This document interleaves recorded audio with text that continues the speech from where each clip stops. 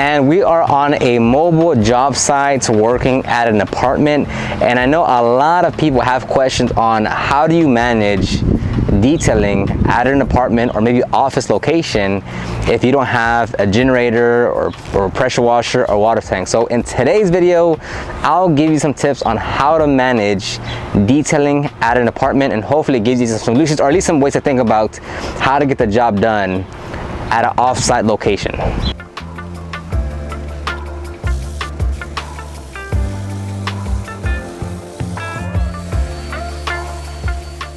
So ideally, you would want your own generator, pressure washer, and water tank so you can detail anywhere. But just the reality is, if we're just getting started, if you're limited on the funds, like most of us are, or you don't have enough space, or whatever the case may be, you just can't get the pressure washer and your whole setup right now. So you have to be able to be flexible and adjust your system and process to, when it does happen, still service a vehicle at an apartment location or anywhere that isn't a home location, basically.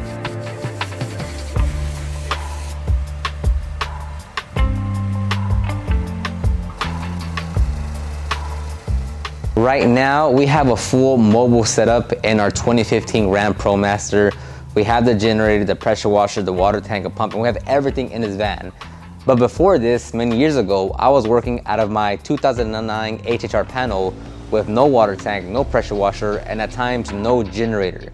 So I've done this dozens of times where you kind of have to finesse the system so you can service that vehicle without having what you need. Now, everyone is going to be slightly different, so just take what I say here and kind of mold it to fit what you have specifically, because there's a lot of things where maybe it won't work exactly like this, but you can take the first part with what you have and then put them together to make it work out. So just adapt what I'm saying to fit your specific situation.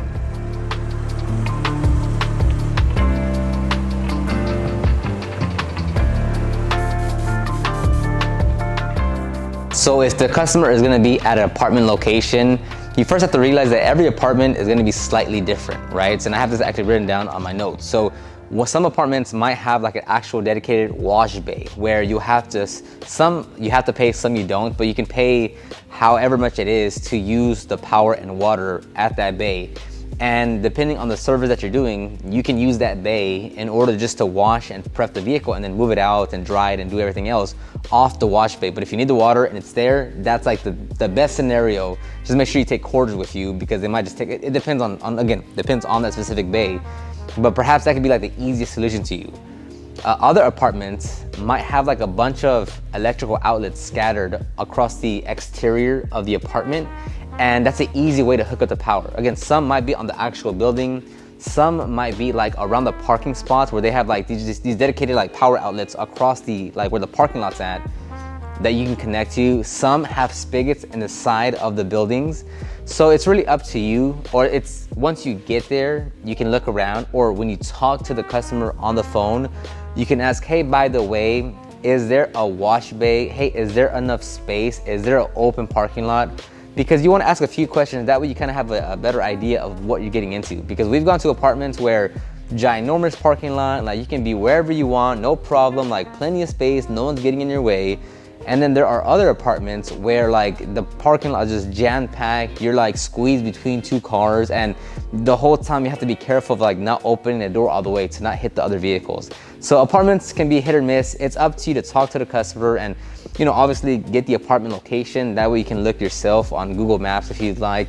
Ask them, hey, is there gonna be enough room? Hey, is there electrical outlets around there? Hey, is there a wash bay? You need to communicate with your customer to see where they live. And if you're just starting, click the link down below and download my free ultimate guide to starting your detailing business. There's over 10,000 words of pure content on how to start and grow your business. Let's go ahead and get back to the video. Now here's what I would do. I would carry a 5-gallon bucket of water filled up all the way. And then I would also carry a 5-gallon jug of water, a container carrying an additional 5 gallons of water. So now I have 10 gallons of water to work with. Now, if you're doing some kind of wash and wax, whatever, you could go with a rinseless wash method to wash the vehicle and then use the excess water that you have left over to clean the wheels and tires. Now on the wheels and tires, instead of rinsing it down, you could use a towel to wipe down the wheels and tires. It's really just dependent on the kind of vehicle that you're working on, the service and all this other stuff. Because another great alternative is using a battery powered pressure washer. Now with this one, you're not getting like legit 1500, 1800 PSI out of it, but it's enough to rinse down the vehicle. So there's so many brands now, like go back 7 years ago, there wasn't that many battery powered pressure washers, but now from Ego, Works, DeWalt, Makita, like they all have like a bunch of tools now that are battery powered. So you would use the 5-gallon bucket of water or the 5-gallon container of water, and you would use that as your water source using the battery powered pressure washer.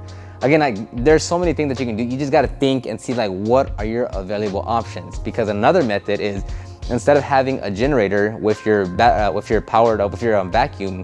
you could use a battery powered vacuum. And that's another way that you can mitigate using a generator or needing power supply at all. So once you get to the job site, again, assuming you already talked to the customer and all this stuff, drive around the parking lot. Where are the open spots? Where can you find an electrical outlet, right? You'll talk to the customer and you'll say, hey, is it okay if I move your vehicle to the back or wherever? And 10 out of 10 times or 9 out of 10 times, they should be okay with it because you're working at their apartment. But you would say, hey, like I'm gonna move it around the back for more space, and oh yeah, of course, move it wherever. But before then, you should already locate where an electrical outlet is at, move it to that part of the parking lot, and now you have your power. I would say it's easier to find power than it is to find water, but again, that's just dependent on where you are working. I kid you not, from doing just a wash and a basic interior cleaning to a full interior cleaning to a light polish, like I've done all of that at an apartment without carrying a generator and a water tank or pressure washer, and I was still able to get it done. 100%, it is not ideal. It is a bit more of a nuance. You are gonna get a bit more frustrated just because you have to set up so much, and you might, annoy some neighbors around because if you're working too close to the apartment because that's where the power outlet's at. 100%, yes, it's not ideal. But if you're just limited, if this is what you have and you're trying to get started and like this is just the situation that you're in, you can 100% make it work. You just have to be able to adapt. So take everything I said in this video, between the apartments, between what I did, and implement it into how you can make it work.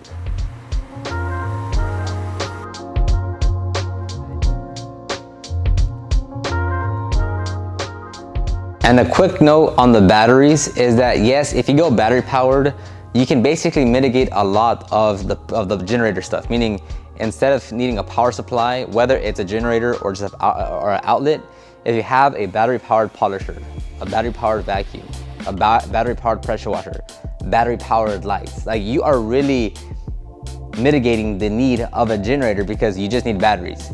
But with batteries, things are a lot more expensive. Like if you're gonna be using a lot of them, you need to have a lot of batteries on hand, or if you don't have enough batteries, you need to make sure you take the charger with you, because once one dies out, you need to immediately charge it, put the other one in, and continue to work. And hopefully if that one dies out, the other one has charged enough. So again, there are multiple ways of getting around using a generator.